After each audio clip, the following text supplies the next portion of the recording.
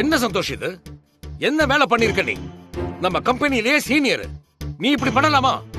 Sorry sir, மன்னிச்சிருங்க. கொஞ்சம் பணம் தேவைப்பட்டுச்சு சார் ஃபேமிலியில. என்ன பண்றதுன்னே தெரியல சார், அதான் தெரியாம பண்ணிட்டேன் சார். இங்க பாரு சந்தோஷ், நீ இந்த கம்பெனில நிறைய தப்பு பண்ணிருக்க. நிறைய வேலைகளை நீ செய்யாம லீவ் எடுத்திருக்க. ஆனா அப்ப எல்லாம் உனக்கு நான் ஃபேவரா இருந்திருக்க. இது உனக்கு தெரியுமா? எல்லாம் தெரியும் சார். நீங்க எனக்காக எவ்வளவோ பண்ணிருக்கீங்க சார். நான் இப்ப பண்ணது தப்பு தான் சார். சந்தோஷ், பண்ண தப்ப ஒத்துக்கிட்டா நல்லவன்னு கிடையாது. ஆனா நீ இப்ப பண்ண தப்பு நம்ம ஆபீஸ்ல எல்லாருக்கும் தெரிஞ்சிருக்கு. நான் இப்ப எல்லாருக்கும் பதில் சொல்ல வேண்டிய சிச்சுவேஷன்ல இருக்கேன். இல்ல சார், இனிமே இந்த மாதிரி எந்த தப்பும் பண்ண மாட்டேன் சார். இந்த ஒரு முறை மட்டும் மன்னிச்சிருங்க சார். போதும் சந்தோஷ், உனக்கு நான் ஃபேவரா இருந்தது, உன்னை நான் மன்னிச்சு விட்டது, உனக்கு வேலையெல்லாம் கொடுத்தது போதும். இனிமேலும் அதை என்னால பண்ண முடியாது. என்னைக்கு நம்ம ஃபங்க்ஷன்ல உங்க ஒய்ஃப் உன்னை பத்தி அவதூறா பேசினாங்களோ அப்பவே ஆபீஸ்ல இருந்து நிறைய பிரஷர். சந்தோஷ வேலையை விட்டு தூக்கணும்னு சொல்லி இன்னும் எதுக்காக அவனை நீங்க வச்சிருக்கீங்க? நான் தான் அது அவங்க ஃபேமிலி பிரச்சனை. கோவத்துல அவங்க ஒய்ஃப் வந்து ஸ்டேஜ்ல பேசிட்டாங்க. அதுக்காக நம்ம கம்பெனியோட நல்ல ஸ்டாஃபை இழந்துடக்கூடாதுன்னு சொல்லி உனக்காக சப்போர்ட் பண்ணி பேசினேன். ஆனா இன்னைக்கு கம்பெனியோட பணத்திலேயே கைய வச்சிருக்க. இது எவ்வளவு பெரிய தப்பு தெரியுமா? இங்க பாரு சந்தோஷ், உன்னை டெர்மினேட் பண்றதை தவிர எனக்கு வேற வழி தெரியல. தயவு செஞ்சு நீயே வேலையை ரிசைன் பண்ணிட்டு போ. நானா உன்னை வேலையை விட்டு தூக்குனா உனக்கு தான் அசிங்கம். ஓகே சார், நான் என்னோட வேலையை ரிசைன் பண்ணிடுறேன்.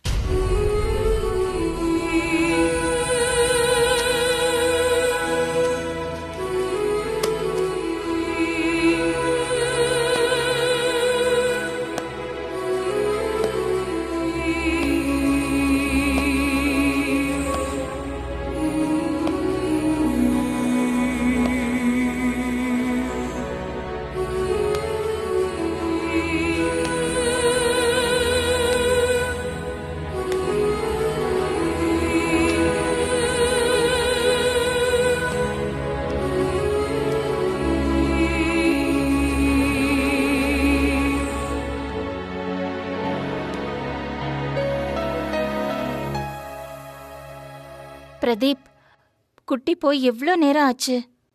உள்ள என்ன பேசிட்டு இருப்பாங்கன்னு தெரியலையே பிரதீப். அம்மா, அதெல்லாம் ஒண்ணும் ஆகாதுமா. எம்டிக்கு சந்தோஷ் ரொம்ப பிடிக்குமா. ஏன்னா அவன் இந்த கம்பெனிக்காக சின்சியரா உழைச்சிருக்காமா. அதெல்லாம் ஒண்ணும் சொல்ல மாட்டாருமா. விஷயத்தை எடுத்து சொன்னா அவர் சரின்னு தான் சொல்லுவாரு. அவன் வர வரைக்கும் கொஞ்சம் பொறுத்துருப்போமா.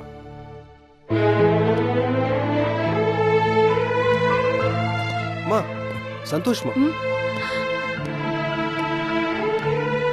குட்டி, என்னாச்சு? எம்டி என்ன சொன்னாரு?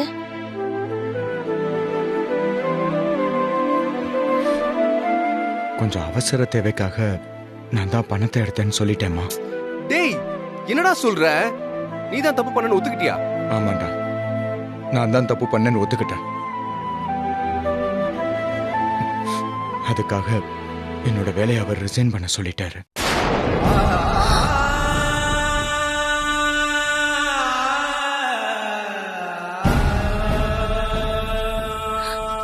குட்டி, டேய், என்னடா சந்தோஷ்? நாளைக்கு வேலையை ரிசைன் பண்றேன்னு சொல்லிட்டு வந்துட்டேன். நீ எதுக்கு சந்தோஷ் ஒத்துக்கிட்ட?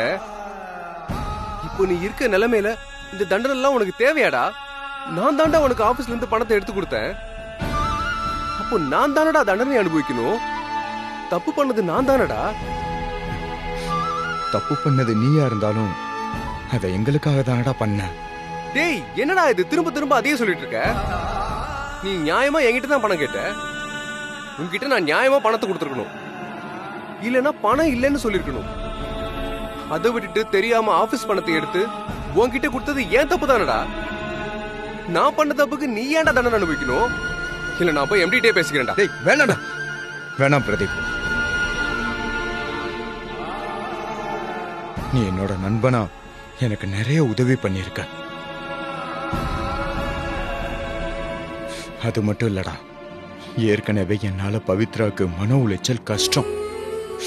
அதுக்கே என் மனசாட்சி தினம் தினம் என்ன கொன்னுகிட்டு இருக்கு.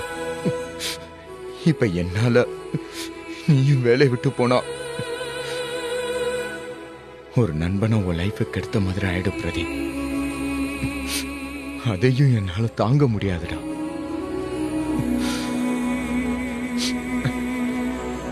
அதனாலதான் நான் இந்த பொறுப்பை ஏத்துக்கிட்டேன். டேய், நீ என்னதான் சொன்னாலும் செய்யாத தப்புக்காக தண்டனை அனுபவிக்க கூடாதுடா. நான் போய் எம்டி கிட்ட எல்லா டீட்டெயிலும் சொல்றேன்டா. பிரதீப், விடு பிரதீப். குட்டி சொல்றதுதான் கரெக்ட். அவனுக்காக தானே நீ தப்பு பண்ண. அதனால தானே அவன் இப்படி ஒரு முடிவெடுத்திருக்கான். அது மட்டும் இல்ல பிரதீப், குட்டிக்கு இருக்கிற திறமைக்கு கண்டிப்பா வேற எந்த கம்பெனிலயும் அவனுக்கு வேலை கிடைக்கும். என்ன பொறுத்த வரைக்கும் நியாயமா இருக்கணும், நேர்மையா இருக்கணும். தப்பு பண்ணா தண்டனைய அனுபவிக்கணும். இப்ப குட்டி பண்ணதுதான் சரி. என்னம்மா நீங்க? சந்தோஷ் இப்படி ஒரு கெட்ட பேரோட வேலையை விட்டு போனா வெளியில எப்படிமா வேலை கிடைக்கும்? வேலை கிடைக்கிறது கஷ்டமா? பரவாயில்ல பிரதீப், அதுக்காக ஒருத்தர் வாழ்க்கையை கெடுத்துட்டு நாம வாழக்கூடாது இல்ல பிரதீப். என்ன பொறுத்த வரைக்கும் குட்டி இப்ப செஞ்சதுதான் சரி. அப்ப என்னோட நிலைமை நினைச்சு பாருங்கம்மா. நான் குற்ற உணர்ச்சியோட இருக்க முடியுமா? அப்படியெல்லாம் ஒண்ணும் இல்ல பிரதீப். நீ ஏன் கவலைப்படுற? அம்மா சொல்றேன்ல, நீ நிம்மதியா இரு. நிச்சயமா குட்டிக்கு நல்ல வேலை கிடைக்கும். ம்.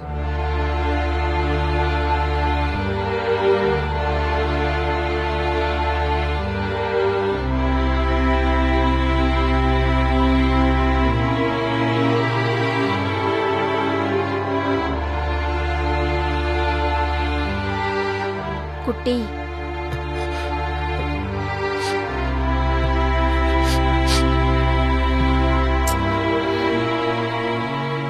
கவலைப்படாதடா. உனக்கு நிச்சயமா நல்ல வேலை கிடைக்கும். ம்.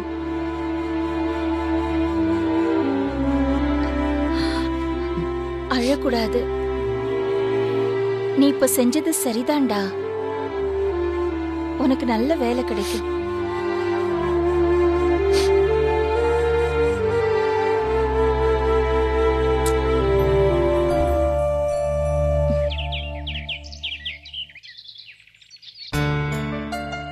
பாவம் லட்சுமி மேடம், அவங்கள எவ்வளவு பிரச்சனையை தான் சமாளிப்பாங்க. ஏன் தான் அவங்களுக்கு மட்டும் இப்படி நடக்குதுன்னே தெரியல. சந்தோஷ் அம்மாவுக்கு நல்லது பண்றதா பிளான் பண்ணி கடைசியில் இப்படி மாட்டிக்கிட்டானே. ச்சே.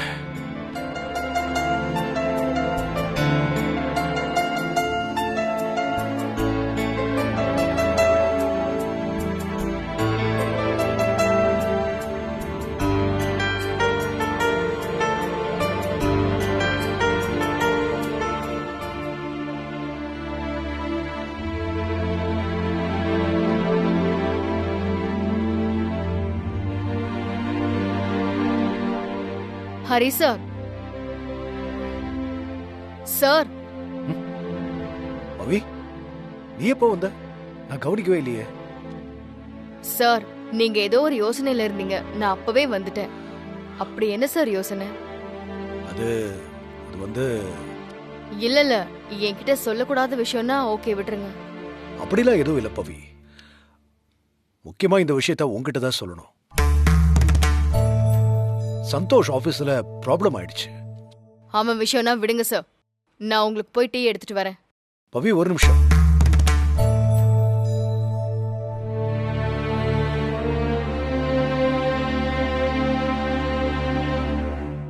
சந்தோஷ்க்கு வேலை போயிடுச்சு. போயிடுச்சா? அப்போ கண்டிப்பா அவன் ஏதாவது தப்பு பண்ணிருப்பான். அதான் வேலையை விட்டு தூக்கியிருக்காங்க. இன்னும் அவன் என்ன அனுபவிக்க போறான்னு பாருங்க. என்ன பவி இப்படி பேசுற?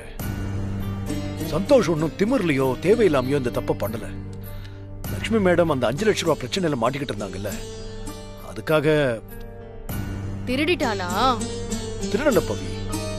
அவனுக்கு அந்த நேரத்துல என்ன பண்ணணும்னே தெரியல. மறுபடியும் அந்த பணத்தை கொண்டு போய் வச்சிடலான்னு தான் எடுத்திருக்கான். ஆனா சார், அவன் வீட்லயே திருடுறவன். ஆபீஸ்ல திருட மாட்டானா என்ன? அவனை வேலையை விட்டு துரத்தாம வேற என்ன சார் பண்ணுவாங்க? நானா இருந்தா அவனை போலீஸ்லயே புடிச்சு கொடுத்திருப்பேன். சரியில்லை பவி, என்ன இந்த நேரத்துல நீ இப்படி பேசிட்டு இருக்க? பட்ட கால்லயே படும், கெட்ட குடியே கெடுன்னு சொல்லுவாங்க. அந்த மாதிரி ஒவ்வொன்னா அவங்களுக்கு நடந்துகிட்டே இருக்கு. லக்ஷ்மி மேடம் தான் பாவம். என்ன சார் நீங்க அவன் பண்ண தப்புக்கு அவ்ளோ ஃபீல் பண்ணிட்டு இருக்கீங்க? ஆமா, நான் தான் பணத்தை அன்னைக்கே ரெடி பண்ணி அவங்க அம்மாவை வெளியே எடுத்துட்டேன்ல. அப்பவே அந்த பணத்தை போய் திருப்பி வச்சிருக்கலாம்ல. ஏன் பண்ணல? எல்லாம் திமிரு. அப்படிலாம் எதுவும் இல்ல பவி. ஏதோ ஆபீஸ் லீவா, அதனால பணத்தை கொண்டு போய் ஆபீஸ்ல வைக்க முடியலையா? நீ நினைக்கிற மாதிரி சந்தோஷ் இல்ல பவி. அவன் ரொம்பவே மாறிட்டான். யாரு அவனா? அவன்லாம் ஜென்மத்துக்கும் மாற மாட்டான் சார். அவன்லாம் திருந்தவும் மாட்டான். அவனெல்லாம் திருத்தவும் முடியாது சார். நீங்க பக்கத்துல இருந்து பாத்துட்டு இருக்கீங்க. நான் அவன் கூடவே வாழ்ந்திருக்கேன். தப்பு பண்ணிட்டு மன்னிச்சிடுங்கன்னு சொல்வானே தவிர தப்பு செய்யாம ஒரு நாளும் இருக்கணும்னு நினைக்க மாட்டான். அவன்லாம் சாகுற வரைக்கும் திருந்த மாட்டான் சார். சரி விடுங்க சார், அவனை பத்தி பேசினா நமக்கு தான் டென்ஷன் ஆகும். நான் போய் உங்களுக்கு டீ எடுத்துட்டு வரேன்.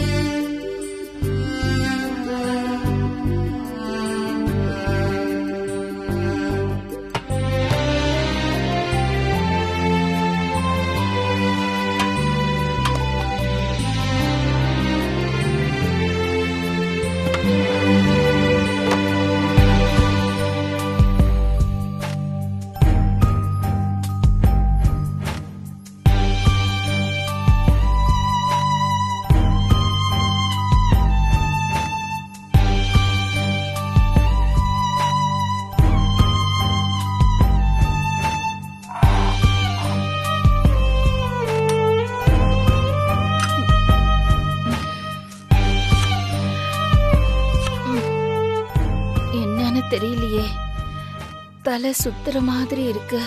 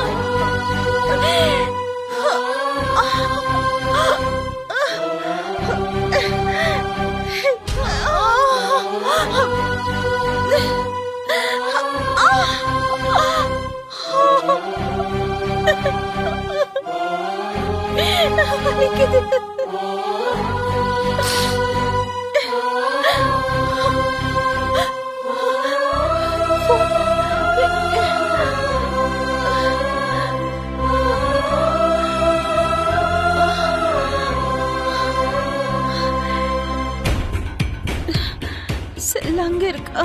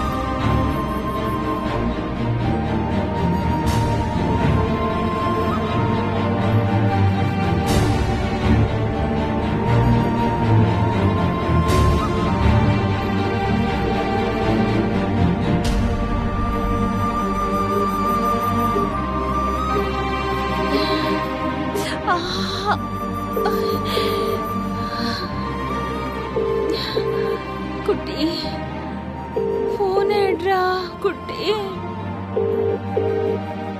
The customer you're trying to speak to is not answering the call.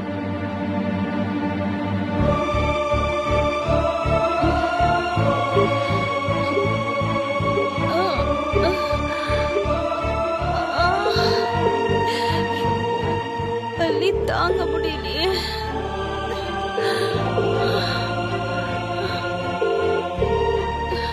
The customer you're trying to speak to is not answering the call. குட்டி போன் எடுக்க மாட்டேங்கிறானே.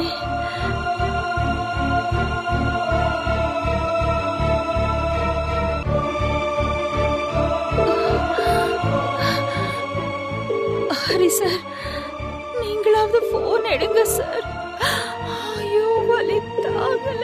The customer you're trying to speak to is not answering the call.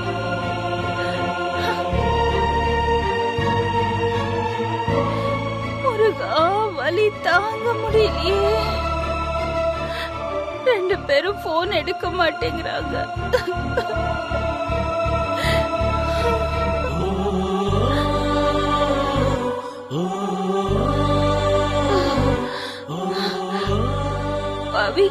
பவிக்கு phone பண்ணலாமா வேண்டாமா? பண்ணலாம்.